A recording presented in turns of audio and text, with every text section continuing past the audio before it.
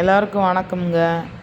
நாங்கள் எங்கே போகிறோன்னு பார்த்தீங்கன்னா, கிழக்கு பக்கம் இருக்கிற சீமை புல்லுக்கு உரம் போடலாம்னு போகிறோங்க. ஏன்னா இந்த 2 நாளும் நல்ல மழை பெய்யுதுங்க. சந்தோஷமாக இருக்குங்க மழை பெஞ்சதில்.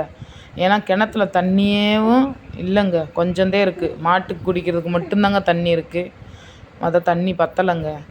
அதனால் உரம் போட்டு விட்டோம் அப்படின்டா இந்த மழை தண்ணி பட்டு பட்டு பட்டு இந்த உரம் மண்ணுக்குள்ளே போய் அந்த நம்ம சீமை புல் வளர்கிறதுக்கு ஸ்ட்ரென்த்தை கொடுக்குங்க. அதனாலத்தான் இப்போயே நம்ம கொஞ்சம் போட்டு விட்டுறணும்.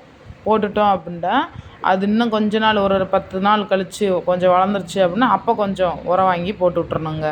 போட்டுட்டோம்னா இன்னும் நல்லா கட்டை கட்டையாகவும் நல்ல பெரிய பெரிய சீமை புல்லாகவும் வந்துருங்க.